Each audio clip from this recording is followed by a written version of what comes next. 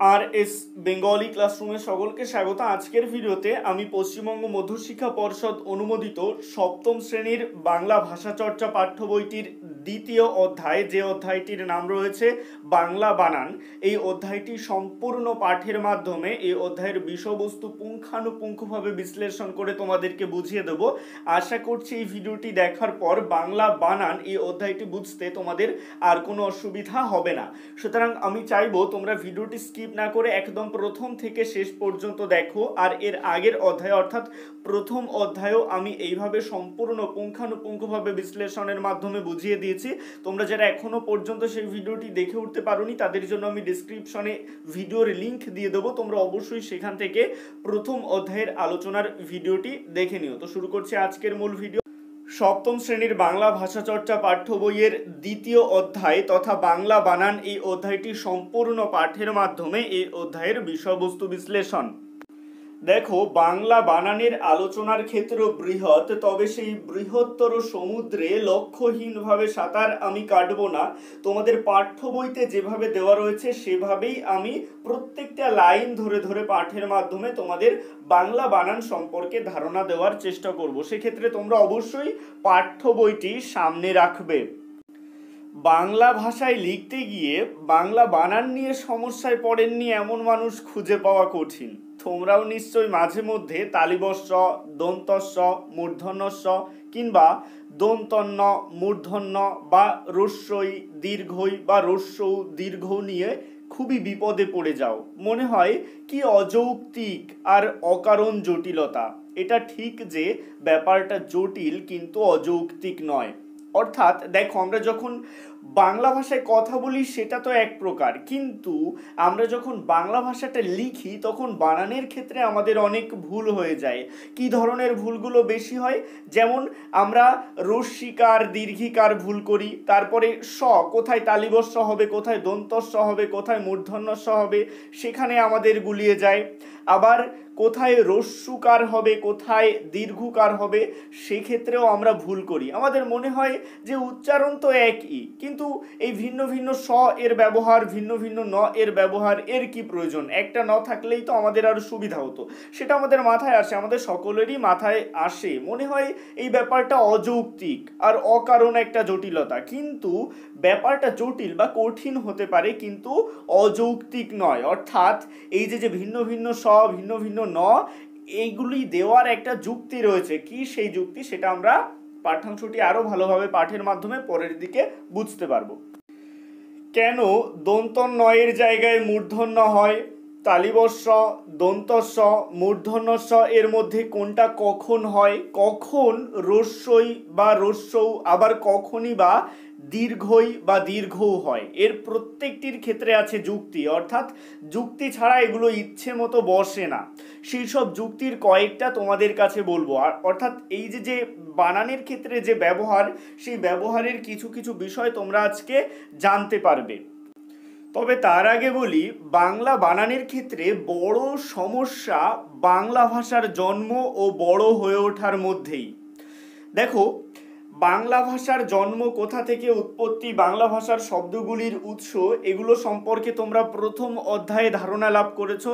যারা এখনো পর্যন্ত প্রথম অধ্যায়টি পড়ে উঠতে পারোনি তাদেরকে বলবো তোমরা অবশ্যই প্রথম অধ্যায়টি মন দিয়ে পড়বে। দেখো, এখানে কি বলা হচ্ছে, যেহেতু বাংলা ভাষার মধ্যে সংস্কৃত ভাষা ও অন্যান্য ভাষার প্রচুর শব্দ আছে, তাই বাংলা ব্যাকরণের নিয়মের সঙ্গে মেনে চলতে হয় অন্যান্য ভাষার নিয়মও। অর্থাৎ আমরা প্রথম অধ্যায়ে জেনেছি বাংলা ভাষার শব্দভাণ্ডারে যে সমস্ত শব্দগুলি রয়েছে সেগুলো শুধুমাত্র বাংলা ভাষার শব্দ নয়, সংস্কৃত থেকে প্রচুর ভাষা এসেছে, বাংলা ভাষার শব্দভাণ্ডারে এসে মিশেছে। এছাড়াও বিদেশি নানান ধরনের ভাষা আছে যেগুলো বাংলা ভাষার শব্দভাণ্ডারে মিশেছে। এছাড়াও ভারতীয় বিভিন্ন প্রাদেশিক অঞ্চলের ভাষাও বাংলা ভাষার শব্দভাণ্ডারে মিশেছে। তাই বাংলা ব্যাকরণের নিয়ম যেমন মানতে হয়, ঠিক তেমনি অন্যান্য যে সমস্ত শব্দভাণ্ডার থেকে শব্দ এসেছে, যেমন সংস্কৃত থেকে যে সমস্ত শব্দগুলো বাংলা ভাষায় এসেছে সেগুলো লেখার ক্ষেত্রে কিন্তু সংস্কৃত ব্যাকরণ আমাদের মেনে চলতে হয়। তাই বাংলা ব্যাকরণও যেমন মেনে চলতে হয় তেমন অন্য ভাষার নিয়মও আমাদের মেনে চলতে হয়। আগের অধ্যায়ে এ বিষয়ে তোমাদের একটা ধারণা হয়েছে, যেটা আমি আগেই বললাম। যাই হোক, বাংলা বানান নিয়ে যুক্তিতর্ক আজও চলছে, কিন্তু সেসব এড়িয়ে তোমাদের কাছে অতি প্রয়োজনীয় কয়েকটি নিয়মের কথা বলছি। সংস্কৃত শব্দভাণ্ডার থেকে যেসব শব্দ বাংলা ভাষার শব্দভাণ্ডারে গৃহীত হয়েছে সেই সব শব্দকে তৎসম শব্দ বলে। এটা তোমরা কিন্তু আগের অধ্যায়ে পড়েছো যে তৎসম শব্দ কাকে বলে। যে সমস্ত শব্দ সংস্কৃত শব্দভাণ্ডার থেকে কোনো রকম পরিবর্তন ছাড়াই সরাসরি বাংলা ভাষায় এসে মিশেছে তাকে বলা হয় তৎসম শব্দ। কিন্তু এখানে একটা কথা বলা প্রয়োজন, বাংলায় সংস্কৃত শব্দ গৃহীত হলেও সেই সব শব্দের সংস্কৃত উচ্চারণের রূপটি কিন্তু গৃহীত হয়নি। অর্থাৎ এই জায়গাটাই একটু মন দিয়ে বোঝো। আমরা তৎসম শব্দের সংজ্ঞাতে পড়েছি যে যে সমস্ত সংস্কৃত শব্দ কোনো রকম পরিবর্তন ছাড়াই বাংলা ভাষায় এসে মিশেছে তাদের বলা হয় তৎসম শব্দ। অর্থাৎ শব্দগুলোর কোনো পরিবর্তন হয়নি ঠিকই, কিন্তু সংস্কৃতে যেমন ওই শব্দটার উচ্চারণ হতো বাংলা ভাষার শব্দভাণ্ডারে মিশে কিন্তু বাংলার মতন করে উচ্চারিত হয়েছে, তখন আর সংস্কৃতের মতন করে সেই উচ্চারণগুলি হয়নি। অর্থাৎ বাংলা ভাষায় এসে বাংলার মতন করে সেই শব্দগুলি উচ্চারিত হয়েছে। এই উদাহরণটা দেখলে বুঝতে পারবে। দেখো, যেমন বাংলায় বৃক্ষ শব্দের উচ্চারণ হয় কিভাবে? বৃক্ষ এভাবে, অথচ সংস্কৃত উচ্চারণ রীতি অনুযায়ী তা হবে বৃক্ষ। অর্থাৎ বৃক্ষ শব্দটি তৎসম শব্দ হিসেবে বাংলা ভাষার শব্দভাণ্ডারে গৃহীত হলেও উচ্চারণের ক্ষেত্রে তা বাংলা ভাষার নিজস্ব উচ্চারণ রীতি অনুযায়ী উচ্চারিত হয়। এই জায়গাটাই তো গন্ডগোল, এই জন্যই আমাদের বানানের ক্ষেত্রেও সমস্যা হয়ে যায়। এ থেকে বোঝা যায় যে সংস্কৃত উচ্চারণ রীতি ও বাংলা উচ্চারণ রীতির মধ্যে কিছু পার্থক্য আছে। অর্থাৎ সংস্কৃতে শব্দগুলো যেভাবে উচ্চারিত হয় বাংলায় কিন্তু সেভাবে উচ্চারিত হয় না। এই দুটোর মধ্যে বেশ পার্থক্য রয়েছে। যেমন সংস্কৃত উচ্চারণে হ্রস্ব ও দীর্ঘ ভেদ আছে। অর্থাৎ হ্রস্বই এবং দীর্ঘই বা হ্রস্বৌ এবং দীর্ঘৌ উচ্চারণ এক নয়। সংস্কৃতের ক্ষেত্রে হ্রস্বই দীর্ঘই, হ্রস্বৌ দীর্ঘৌ এর উচ্চারণ আলাদা, কিন্তু বাংলায় হ্রস্ব ও দীর্ঘ এর কোনো ভেদাভেদ নেই। হ্রস্বই বা দীর্ঘই কিংবা হ্রস্বৌ বা দীর্ঘৌ এর উচ্চারণ বাংলার ক্ষেত্রে একই। যেমন আমরা যদি ন দয় দীর্ঘিকারে দি নদী, এক্ষেত্রেও এর উচ্চারণ নদী এইরকম হচ্ছে।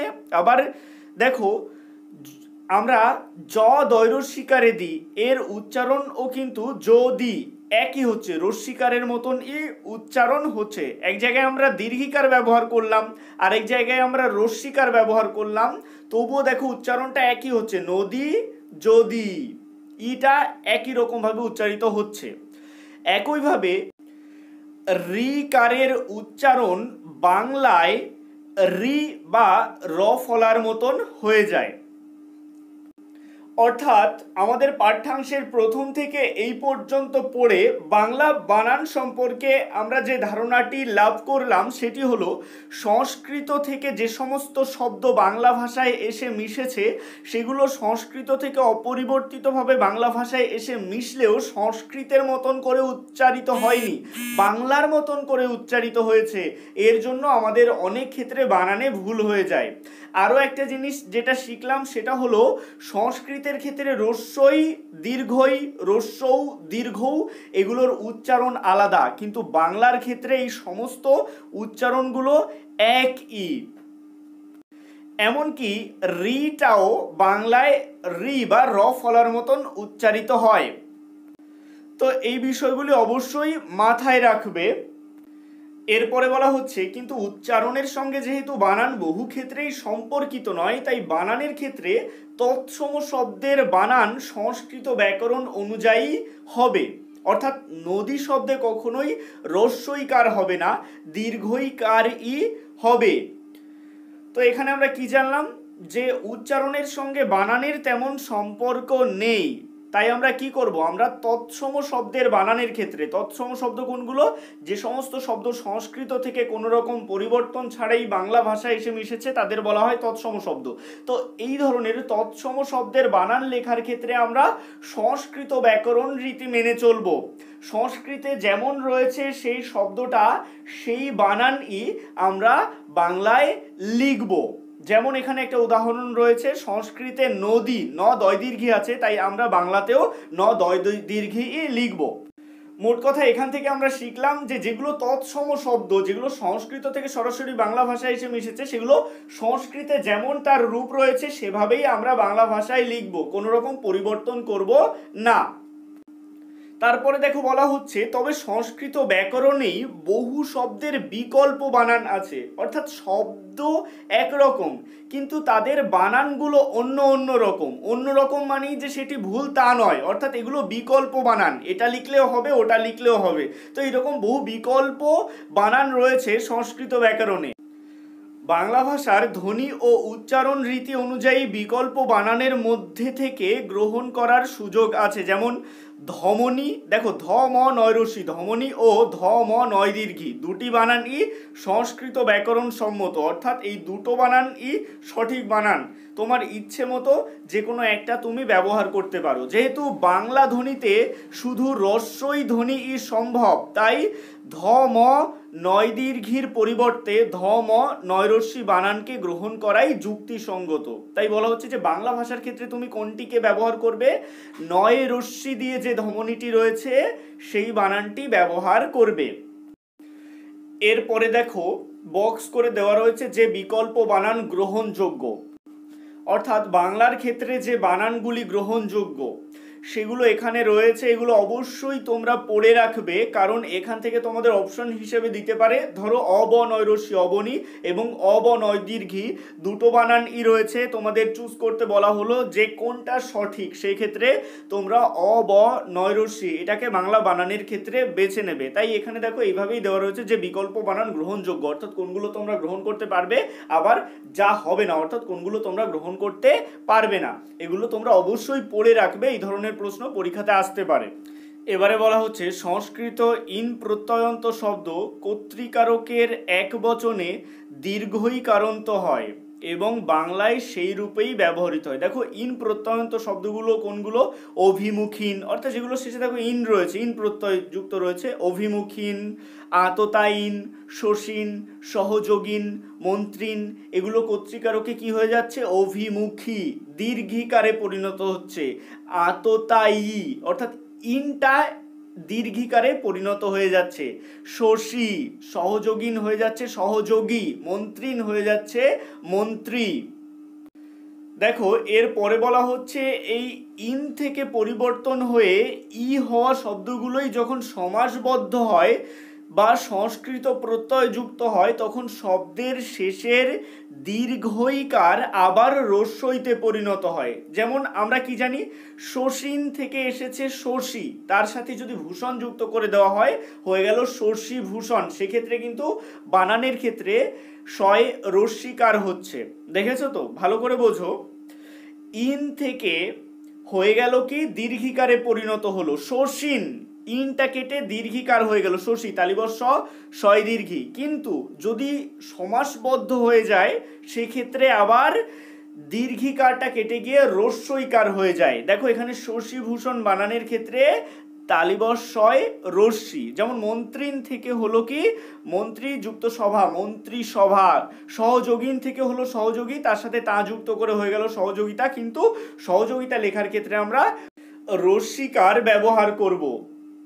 এর পরের পৃষ্ঠাতে দেখো কি বলা হচ্ছে কিন্তু এই শব্দগুলোর সঙ্গে যদি অতৎসম প্রত্যয় যুক্ত হয়, অর্থাৎ যে প্রত্যয়গুলো তৎসম নয়, অতৎসম প্রত্যয়, সেগুলো যদি যুক্ত হয় তবে বাংলার রূপের সঙ্গে হয়। দেখো এখানে একটা উদাহরণ রয়েছে, মন্ত্রী যুক্ত গিরি, এক্ষেত্রে মন্ত্রী বানানে দীর্ঘিকার আছে, তো এটা দীর্ঘিকার ই হবে, রস্যিকার হবে না।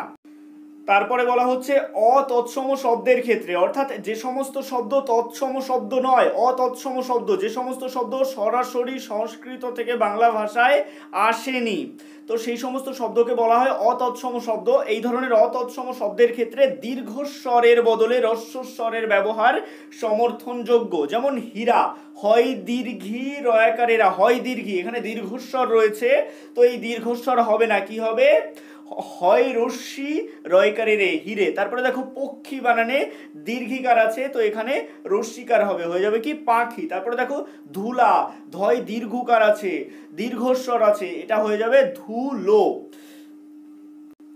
এরপরে দেখো খুব সুন্দর একটা উদাহরণ রয়েছে, ছোটবেলা থেকে এই বানানটি নিয়ে আমার নিজেরও সমস্যা হতো, অনেক বড় হয়ে এটা শিখেছি, যদিও এটা খুবই সহজ, আশা করি তোমাদেরও ভালো লাগবে। এটা হলো কি এর ব্যবহার। কি আমরা তো বলছি, কিন্তু লেখার ক্ষেত্রে আমরা কয় রস্যিকার ব্যবহার করব নাকি কয় দীর্ঘিকার ব্যবহার করব, কোথায় আমরা রস্যিকার ব্যবহার করব আবার কোথায় আমরা দীর্ঘিকার ব্যবহার করব, এটাই আজকে শিখব।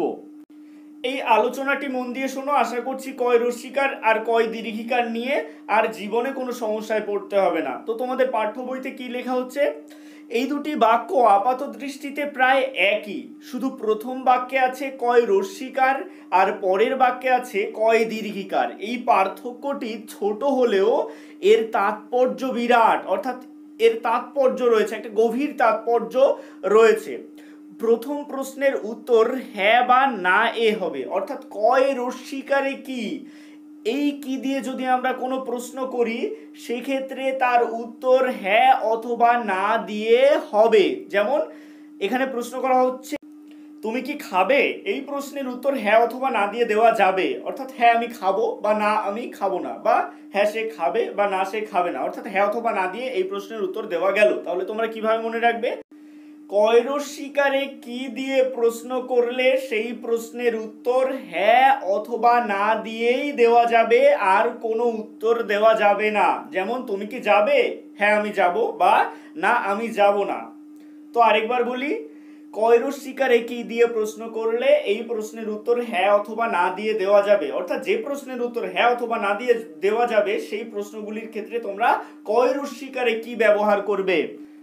আর যখন প্রশ্নের উত্তর হ্যাঁ অথবা না ছাড়া অন্য কিছু হবে তখন হবে কয় দীর্ঘিকারে কি, অর্থাৎ কয় দীর্ঘিকারে কি দিয়ে প্রশ্ন করলে সেই প্রশ্নের উত্তর কিন্তু আমরা হ্যাঁ অথবা না দিয়ে দিতে পারবো না। যেমন তুমি কি খাবে, এই প্রশ্নের উত্তর এভাবে আমাদের দিতে হবে যে আমি ডাল খাবো বা আমি ভাত খাবো, অর্থাৎ হ্যাঁ অথবা না দিয়ে দেওয়া যাচ্ছে না। এই কারণেই কিভাবে এটাই কয় দীর্ঘিকার, কি রকম এটাই কয় দীর্ঘিকার, কি জন্য এটাই কয় দীর্ঘিকার ব্যবহার করা হয়। এছাড়াও বিস্ময়, আবেগ ইত্যাদি বোঝাতেও দীর্ঘইকার এর ব্যবহার হতে পারে। যেমন কি দারুণ খেললো ভারত, এখানে আমরা দীর্ঘিকার ব্যবহার করছি। এরপরে বলা হচ্ছে তৎসম শব্দের শেষে বিসর্গ উচ্চারিত হয় না বলে সংস্কৃত তস বা শস প্রত্যয়ন্ত শব্দের শেষে বিসর্গ কালক্রমে বর্জিত হয়ে গেছে। যেমন ক্রমশ, ফলত, সর্বত, এই শব্দগুলো বিসর্গ ছাড়াই এখন লেখা হয়। এর ফলে অহ যুক্ত অহ, অহরহ হয়, অহরহ হয় না। ইতঃ যুক্ত তত, ইতস্তত হয়, ইতস্তত হয় না। কিন্তু বিসর্গ সন্ধির ক্ষেত্রে প্রথম শব্দের শেষের বিসর্গটি সন্ধিবদ্ধ হলেও যদি অবিকৃত থাকে বাংলা বানানে সেই বিসর্গটি থাকবে। যেমন বয়ঃ যুক্ত সন্ধি, বয়স সন্ধি, অধ যুক্ত পাত, অধপাত, অর্থাৎ দেখো এগুলো বিসর্গ সন্ধি। এগুলোর ক্ষেত্রে যদি সন্ধিবদ্ধ পদটা অবিকৃত থাকে তাহলে বাংলা বানানের ক্ষেত্রে সেই মাঝখানের বিসর্গটি থেকে যায়। এগুলো তোমরা পড়বে, যত পড়বে এই উদাহরণগুলো মনে থাকবে।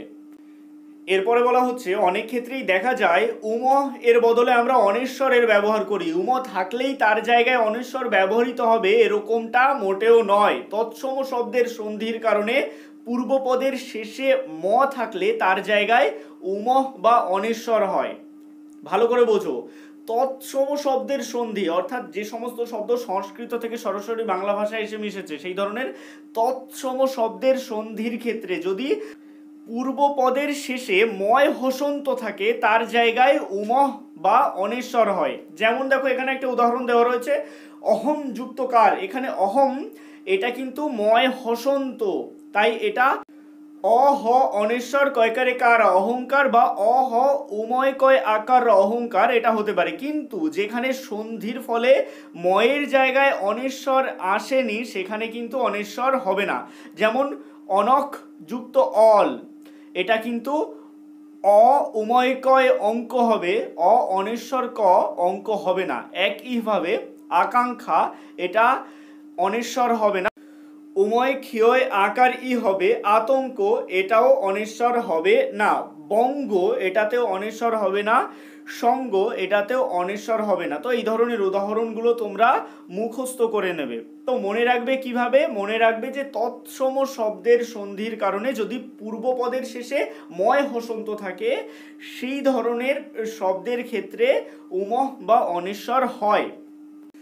এখানে দেখো আরো একটা উদাহরণ রয়েছে, বলা হচ্ছে আবার ময় হসন্ত এরপর বর্গীয় ব থাকলে তা ময় হসন্তই হবে, অনেশ্বর হবে না। যেমন সম যুক্ত বোধন, সম্বোধন, সংবোধন নয়। এই বর্গীয় বটা কি, বর্গীয় বটা হলো প বর্গের অন্তর্গত ব। এই যে প ফ ব ভ ম এর মধ্যে যে বটি রয়েছে এটা হলো বর্গীয় ব, এটা স্বয়ং সম্পূর্ণ বাংলা বর্ণ, এটা বাক্যে স্বাধীনভাবে ব্যবহৃত হতে পারে। তো এই বর্গীয় ব থাকলে কিন্তু ময় হসন্তই হবে, অনেশ্বর হবে না। তার পরের পৃষ্ঠায় বলা হচ্ছে কিন্তু যদি বর্গীয় ব না হয়ে অন্তঃস্থ ব হয় তাহলে অনেশ্বর হবে। আবার এই অন্তঃস্থ বটা কি, এই বটা হলো পরাশ্রয়ী বর্ণ, এটা অন্তঃস্থ বর্ণ সারিতে রয়েছে। আমাদের বাংলা বর্ণমালার যে অন্তর্জ র ল ব স, এখানে যে বটি রয়েছে সেটা হলো অন্তঃস্থ ব। তো এই অন্তঃস্থ ব হলো পরাশ্রয়ী বর্ণ, এটা স্বাধীনভাবে উচ্চারিত হয় না, অন্য বর্ণের আশ্রয় নিয়ে বাক্যে ব্যবহৃত হয়। তো এই অন্তঃস্থ ব হলে অনেশ্বর হয়, যেমন কিংবদন্তি, প্রিয়ংবদা। এরপরে বলা হচ্ছে রেফ ব্যবহার করলে পরবর্তী ব্যঞ্জন নিয়ে অনেক ক্ষেত্রে অসুবিধে দেখা যায়, অর্থাৎ অর্জন বানানে দুটো জ নাকি একটা জ, কর্ম বানানে দুটো ম নাকি একটা ম, অর্ঘ্য বানানে জফলা থাকবে নাকি থাকবে না, সূর্য বানানে জফলা থাকবে নাকি থাকবে না, এগুলো নিয়ে আমাদের মধ্যে সংশয় তৈরি হয়। তো এই সংশয়ের ধোঁয়াশা কাটবে কিভাবে, এর উপায় পরের লাইনেই দেওয়া আছে। দেখো এখানে বলা হচ্ছে এ ব্যাপারে মনে রাখতে হবে যে রেফ এর পরবর্তী ব্যঞ্জনের দ্বিত ঘটবে না, সুতরাং অর্জন কর্ম এটায় দুটো ব্যঞ্জন থাকবে না। অর্থাৎ রেফ এর ব্যবহার আমি যদি করি তাহলে রেফ এর পরে দুটো ব্যঞ্জন একসাথে থাকবে না। তো সেটা তো বোঝা গেল যে দুটো ব্যঞ্জন বা যুক্ত ব্যঞ্জন একসাথে থাকবে না, কিন্তু জ ফালা এর ক্ষেত্রে আমরা কি করব, এর উপায় হলো ক্লাস 3-4 করা বর্ণ বিশ্লেষণ। দেখো অর্ঘ্য এটার যদি আমরা বর্ণ বিশ্লেষণ করি, অ যুক্ত রয় হসন্ত যুক্ত ঘয় হসন্ত যুক্ত অন্তর্জয় হসন্ত যুক্ত অ, দেখা যাচ্ছে যে এখানে কোনো দ্বিত ঘটেনি, সুতরাং অর্ঘ্য অ ঘয় রেপ জফালা এটা ঠিকই আছে, এখানে পরপর দুটো কোনো ব্যঞ্জন আসেনি, একই ব্যঞ্জন। তো পরবর্তী ক্ষেত্রে সূর্য এর বানানের ক্ষেত্রে দন্ত শয় হসন্ত যুক্ত দীর্ঘ যুক্ত রয় হসন্ত যুক্ত অন্তর্জয় হসন্ত যুক্ত আবার দেখো অন্তর্জয় হসন্ত আসছে, পরপর দুটো অন্তর্জয় হসন্ত আসছে, তারপরে অ আসছে, এখানে অন্তর্জ ব্যঞ্জনের দ্বিত ঘটছে, অর্থাৎ দুটো ব্যঞ্জন আসছে একই ব্যঞ্জন, সুতরাং একটি বর্জনীয় হবে, একটা বাদ চলে যাবে। তাই এক্ষেত্রে এটির বানান কি হবে, সূর্য, কোনো জফালা হবে না। আজকের ভিডিওটি এই পর্যন্তই। পাঠ্যাংশের পরবর্তী অংশের আলোচনা তোমরা পরবর্তী পার্টের ভিডিওতে পেয়ে যাবে। আজকের ভিডিওটি কেমন লাগলো অবশ্যই কমেন্টের মাধ্যমে জানিও, ভালো লাগলে লাইক করো এবং একই ক্লাসের বন্ধুদের সাথে ভিডিওটি শেয়ার করতে ভুলো না। আর এই ধরনের গুরুত্বপূর্ণ ভিডিও নিয়মিত পেতে অবশ্যই RS বেঙ্গলি ক্লাসরুম এই চ্যানেলটির সাথে থেকো। ভালো থেকো, সুস্থ থেকো সকলে। সবশেষে একটাই রিকোয়েস্ট, এখনও পর্যন্ত যারা আমার চ্যানেলটিকে সাবস্ক্রাইব করে উঠতে পারেনি তারা অবশ্যই RS বেঙ্গলি ক্লাসরুম এই চ্যানেলটিকে সাবস্ক্রাইব করুন আর পাশে থাকা বেল আইকনটিকে প্রেস করুন নতুন ভিডিওর আপডেট সবার আগে পেতে।